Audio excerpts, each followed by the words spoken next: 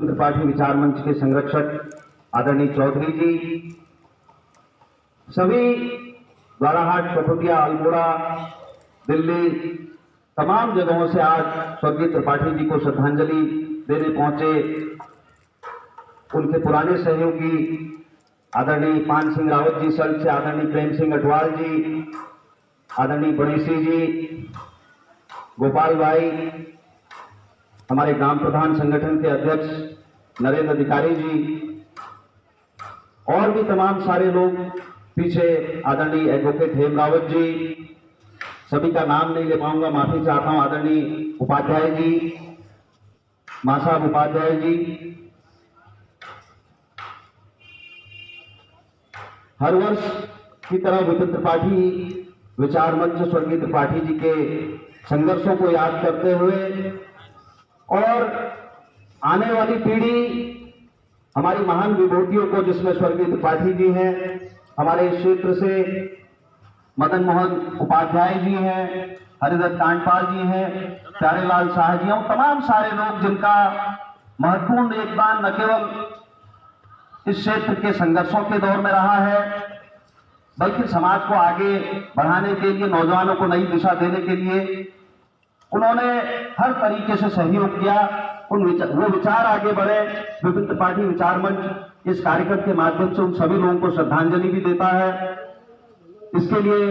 मैं आप सभी का बहुत बहुत धन्यवाद आप सब लोगों को देना चाहता हूं। आदरणीय चारू तिवारी जी ने भी जिक्र किया, जब गांधी जी ने अंग्रेजों भारत छोड़ो का नारा दिया तो उत्तराखंड के लोगों का बहुत बड़ा योगदान उस स्वतंत्रता संग्राम में रहा। और आजादी के बाद के संघर्षों के दौर में, जिसमें हमारे संसाधनों को बचाने के संघर्ष थे, हमारे जल जंगल जमीनों के संघर्ष थे, हमारे अलग अलग टुकड़ों में विकास के संघर्ष थे, हमारे सामाजिक, सांस्कृतिक, राजनीतिक तमाम तरीके के संघर्षों में शामिल रहे लोग, उन सभी लोगों को जहां सरकारों ने याद करना चाहिए था, वहीं इस विपिन त्रिपाठी विचार मंच के माध्यम से, क्रिएटिव उत्तराखंड में और पहाड़ के नौजवान साथियों के माध्यम से विगत वर्षों में उन सब लोगों को श्रद्धांजलि देते हुए, उनकी याद में, उनके संघर्षों की गाथा संक्षिप्त रूप में हमारी आने वाली पीढ़ी तक पहुंचे, हमारे बच्चे जाने कि किन लोगों ने, किन महान लोगों ने, चाहे वो छोटे संघर्ष हों, बड़े संघर्ष हों, लेकिन अपने समाज की बेहतरी के लिए उन्होंने लगातार संघर्ष किया। उनको याद करते हुए उनकी विभिन्न पोस्टर श्रृंखला भी जारी की, जिसके कुछ पोस्टर्स आज यहां पर भी प्रदर्शनी के रूप में लगाए।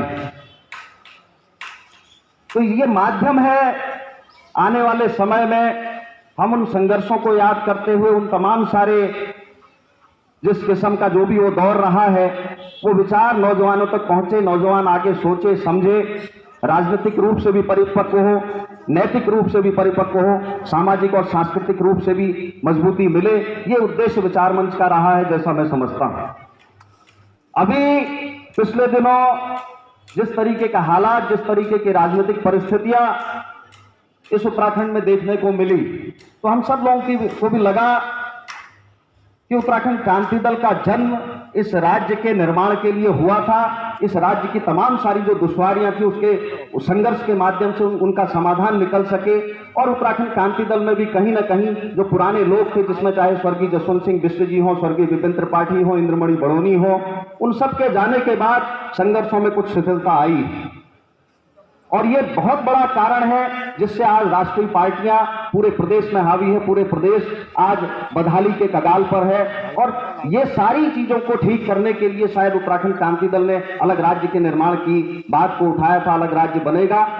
हमारी सरकारें होंगी, हमारे लोग होंगे, हमारे लोग हमारी विधानसभाओं में प्रतिनिधित्व करेंगे, तो कहीं ना कहीं पर हमारे गांव मजबूत होंगे, हमारे ये पहाड़ी इलाके मजबूत होंगे, हमारे यहाँ की चाहे वो स्वास्थ्य नीति हो, शिक्षा नीति हो, पर्यटन नीति हो, और सबसे बड़ा सवाल रोजगार का, जो आज भी अछूता है हमारी 21 वर्षों की सरकारों के द्वारा, इनका समाधान निकलेगा। ये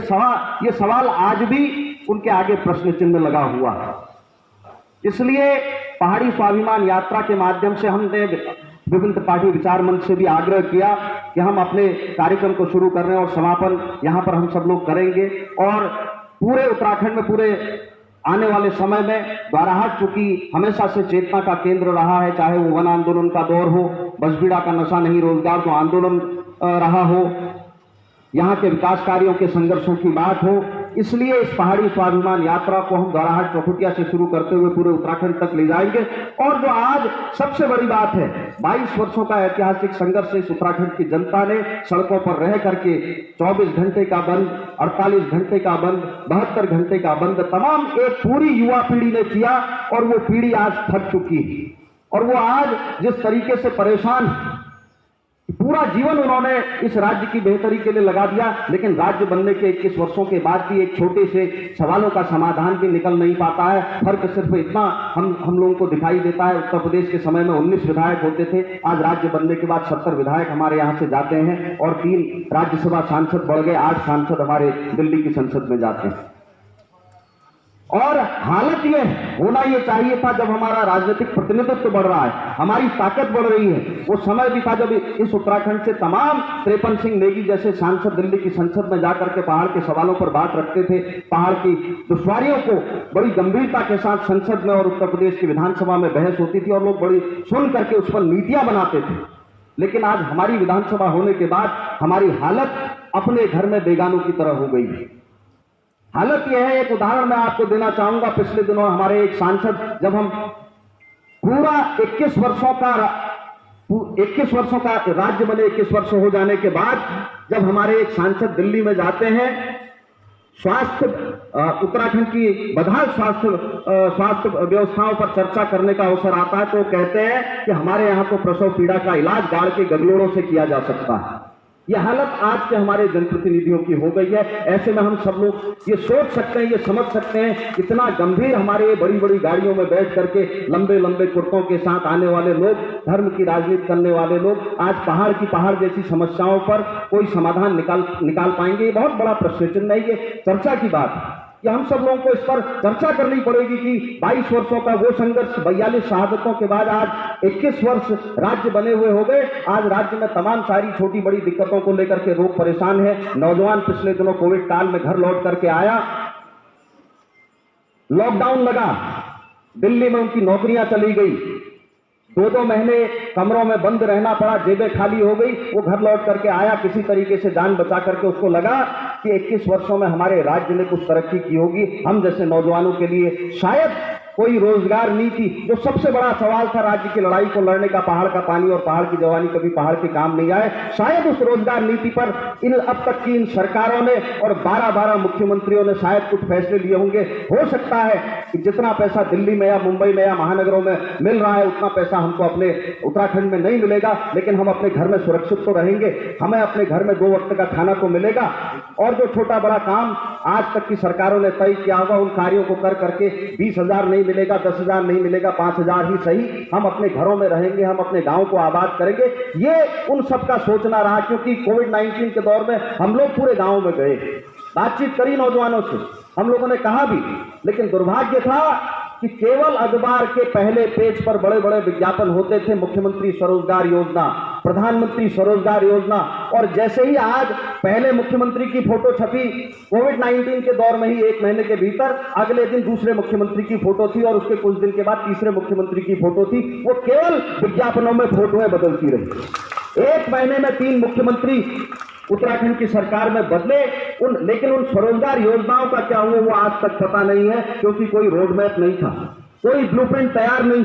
कोई तैयारी नहीं थी कि कोविड-19 के दौर में जो फटेहाल स्थिति में हमारा नौजवान जिस स्थिति में भी वहां काम कर रहा था, यहां उसको कुछ काम मिल सके, वो फिर से आज वापस लौटना शुरू हो गया। परेशान है, चेहरे की हंसी गायब। तो ये 21 वर्षों का उत्तराखंड है, ये सवाल। अभी पिछले दिनों आप सबने पढ़ा होगा, पिथौरागढ़ की एक बहन प्रसव पीड़ा से सड़क पर मौत हुई थी। और 2 वर्षों का उदाहरण, 2 वर्षों के आंकड़े हैं, 350 ज्यादा बहनों ने सड़क पर दम तोड़ा है केवल प्रसव पीड़ा के चलते। और उत्तराखंड में स्वास्थ्य व्यवस्थाएं क्यों नहीं ठीक हो सकती, मैं आज तक नहीं समझ पाता। 95 विकासखंड हैं, 21 वर्ष हो गए, अरबों रुपया केवल कोविड-19 के नाम पर विज्ञापनों में खर्च कर दिया गया, अरबों रुपया। और अगर सरकारों में गंभीरता होती, नीति और नीयत होती, इस पहाड़ के अस्पतालों को ठीक करने की चिंता होती आम जनता की, तो ये 95 विकासखंड बड़े आराम से केवल ब्लॉक मुख्यालयों के अस्पतालों को सारी सुविधाएं उनमें मुहैया कराई जा सकती थी। एक लैब, एक एक्सरे, एक अल्ट्रासाउंड मशीन और एक लेडी डॉक्टर सुधारी जा सकती थी इस पहाड़ के। आप लेकिन नीति चाहिए, जैसा मैंने कहा, हमारे सांसद दिल्ली की संसद में गधोड़ों से जब इलाज करने लगे हो तो किसे अस्पताल की चिंता होगी। पिछले दिनों हमने देखा जिस पहाड़ के स्वाभिमान के लिए उत्तराखंडियों ने 22 वर्षों का संघर्ष किया, उन पहाड़ियों को खुलेआम हमारी राष्ट्रीय पार्टियों के विधायक गाली दे जाते हैं। हरिद्वार का विधायक सरेआम गालियां देता है। दूसरा, जागेश्वर में एक सांसद दिल्ली से आकर के, उत्तर प्रदेश से आकर के पूरे जागेश्वर का अपमान करके चले जाता है। कुछ दिनों के बाद उनके राष्ट्रीय अध्यक्ष नड्डा जी डैमेज कंट्रोल करने के लिए जागेश्वर में आते हैं, लेकिन अपने उस बदतमीज सांसद के खिलाफ कोई कार्यवाही वो राष्ट्रीय दल नहीं करते। ये पहाड़ियों का अपमान है, ये उत्तराखंड का अपमान है, ये मैं कहना चाहता हूं। इसलिए ये स्वाभिमान यात्रा की आज फिर से जरूरत है कि हमको खुद उठना पड़ेगा। जब तक कि हम सब लोग अपने निर्णय, अपने लोगों, हमारे लोग जो हमारे बीच में संघर्ष कर रहे हैं, उन लोगों के साथ उन लोगों को ताकत नहीं देते, इस तरीके की घटनाएं होती रहेंगी। ये आ करके हमको गालियां देते रहेंगे और हमारी आदत बन जाएगी, हमारा स्वाभिमान मरता चले जाएगा। मैं बहुत ज्यादा बड़ी बातचीत नहीं करते हुए केवल इतना कहना चाहता हूं, इस कार्यक्रम में आप सब लोगों ने बढ़ चढ़ करके भागीदारी की। विभिन्न त्रिपाठी विचार मंच के सभी लोगों को बहुत बहुत साधुवाद देता हूं और हीरा सिंह राणा जी की 4 पंक्तियों के साथ, हम सब पहाड़ी होना भल रेवाड़ी, तो मजबूत इमारत है जानी एक खाड़ी,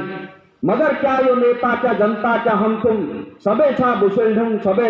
ढूंढ। हमको अपने उन संघर्षों को याद करना पड़ेगा। हमको अपने उन तमाम स्वतंत्रता संग्राम सेनानियों के साथ साथ इस उत्तराखंड के विभिन्न स्थितियों के लिए संघर्ष, चाहे वो वन आंदोलन हो,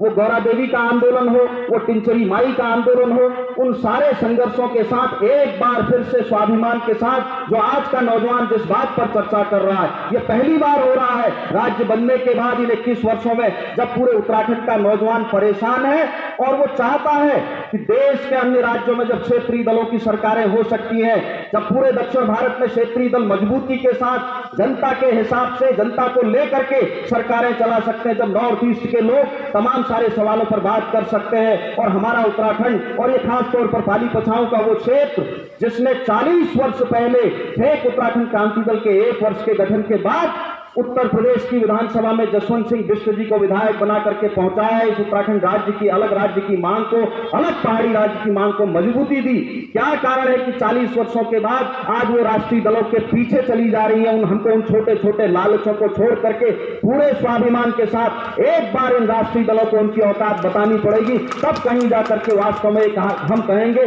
पहाड़ का स्वाभिमान, पहाड़ का पानी, पहाड़ की जवानी बच सकता है, हम उसको बचा करके दिखाएंगे। धन्यवाद। जय हिंद, जय भारत, जय उत्तराखंड।